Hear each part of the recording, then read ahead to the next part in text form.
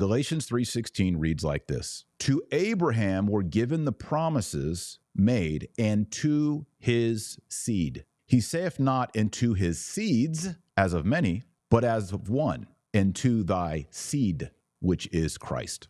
In Genesis chapter 12, and then again in chapter 15, God ratifies and establishes the covenant with Abraham.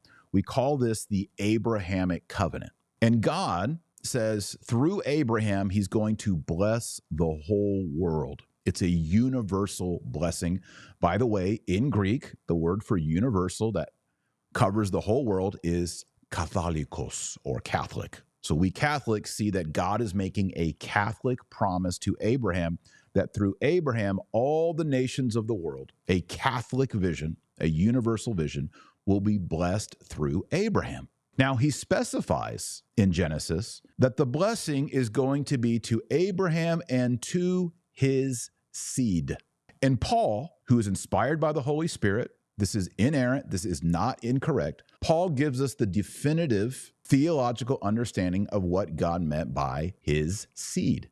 And he says, God specifically said to your seed, singular, and not to your seeds, plural. In the Hebrew language, also in the Greek language, also in the Latin language, and even in the English language, seed refers to your descendants, your children. Some modern translations translate this as descendant instead of seed, but in the Hebrew and in the Greek, it is seed, his descendant. The promise and the covenant with Abraham is not to every single genetic descendant of Abraham.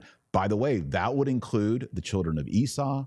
It would include all kinds of Middle Eastern people, Edomites, etc. But he says, no, the covenant is with Abraham and his seed, which is Christ. This is where Catholics depart ways with Jews and with dispensational evangelicals. This verse, Galatians 3:16. This is the crossroad. This is a fork in the road.